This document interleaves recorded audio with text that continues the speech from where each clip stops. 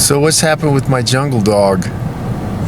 I guess we should really start at the very beginning, since a lot of people don't know much about my jungle dog currently. And by the way, I'm Christophe Clugston, the Jedi Dog Master. So I encountered my jungle dog in December 2019 in northern Thailand, close to the Burmese border. And I set about befriending him and getting him to accept me, which took several weeks.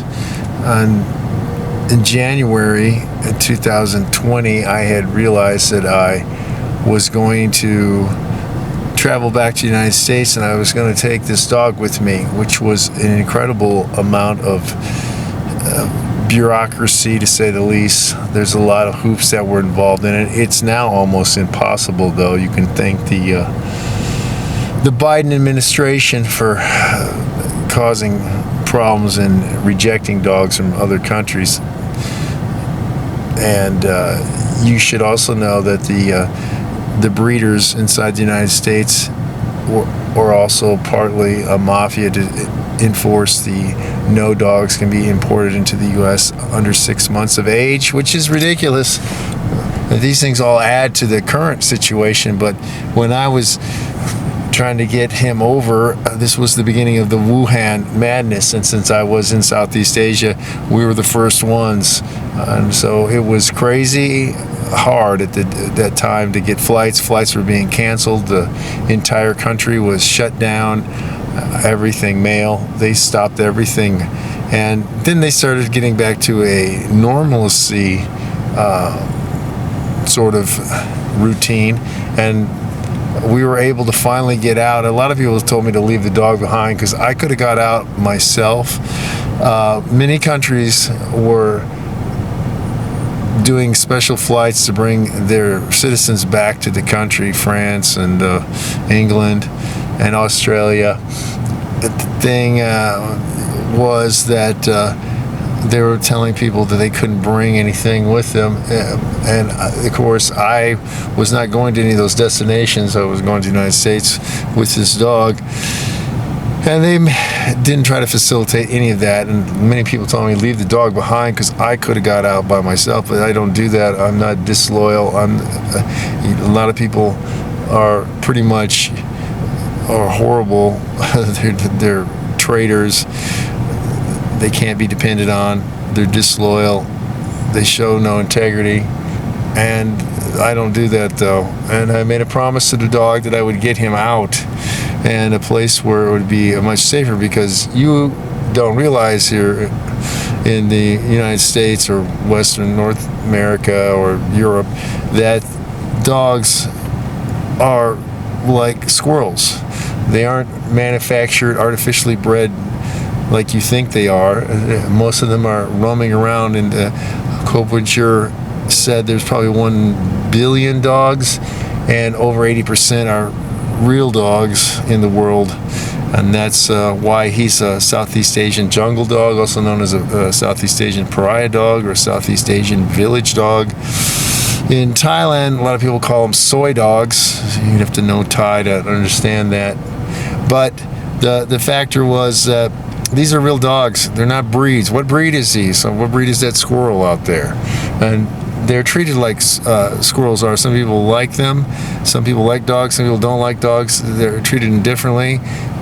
Rarely do you see collars on dogs. They're not leashed. Very few people who have dogs get vaccine for them or do any sort of preventative medicine at all.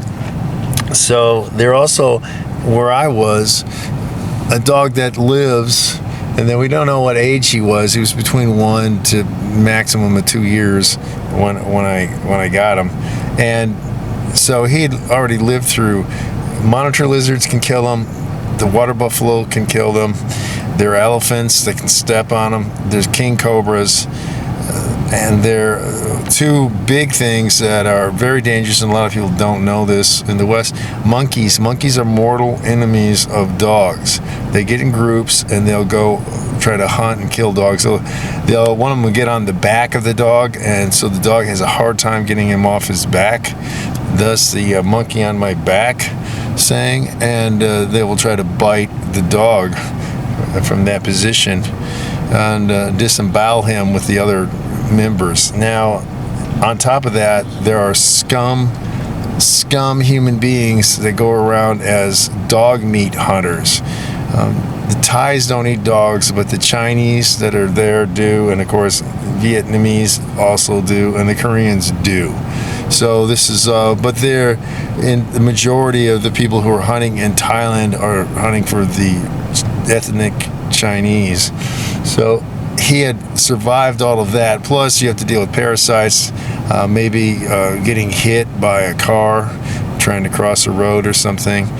So all these things, he had made it through that, and I promised him that I would get him to a place where he didn't have to worry about those situations. Well, anyway, so now you've seen him on some of my videos doing things.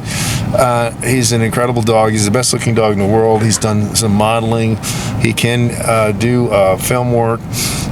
He's an incredible dog. And anyway, so he has a hernia, perineal or perineal, depending on how you want to pronounce it, perineal hernia, which is not that uncommon, but it's an extremely difficult surgery, so you have to have a specialist surgeon do it.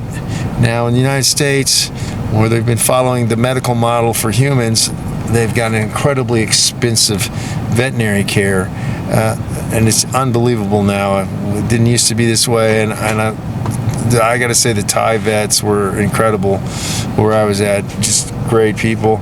But so anyway, this has cost, I thought initially it was going to be around $4,000. It's over $5,000. Said and done. You always tack things on. That's one of the things they learn. Unbundle things, and you go in and they're like, well, yeah, we did this and this, and we're going to add this and this. So my dog, of course, is out of surgery. He's recovering now. I'm taking care of him. And the thing is, so if you've watched my videos, you've got a lot of information from me. You got a lot of information from me talking with Robert Weatherwax, the last of the legendary Lassie trainers, that you're not going to find anywhere else. Now, I'm not monetized on this channel. I'm not receiving any money for this. So it'd be great if people could help donate to defray the massive amount of money that I had to spend, and defray some of this, the long-term costs of this. And so I have below this video on the YouTube, I have his GoFundMe. Now, initially, like I said, I thought it was going to be $4,000. That's what their estimate was that they told me, but it ended up over $5,000. So, yeah, anything you can give, anything, because people haven't come to you and asked for anything. And now, if this was Larry Crone or Robert Cabral, they would have $20,000 in 24 hours. Now, I've exposed dog abusers. I've given you information other people haven't on movie dogs with again, Robert Weatherwax. I've done a lot of things that you won't find anywhere else. And also, I'm the only person to do the Jedi Dog Master Challenge, showing my level and skill of dog training across all different types of dogs, not just a niche sport. I might add that nobody else has passed that. A lot of people have tried. They're saying that they're going to do it, but they haven't put in an official application, which is you have to do that. You want to actually try to get to $5,000. But anyway, so I'm asking you people to help my jungle dog, to help me out too with the jungle dog. It was a crucial surgery. It couldn't wait, but it has seriously financially hurt me to put out this sort of amount of money in the last couple days. So this is about my jungle dog. It's not about ideology. It's not about anything else. It's about helping dogs. And I made a promise, and let's see if other people will step up and also care. They've watched him. A lot of people watch him. A lot of people tell me he's an incredible dog. I want him. Well, you 12,500 miles. Go to the jungle, find one yourself, but you're not going to be able to give one back to the U.S. right now. But anyway, people, this is a plea for money to help.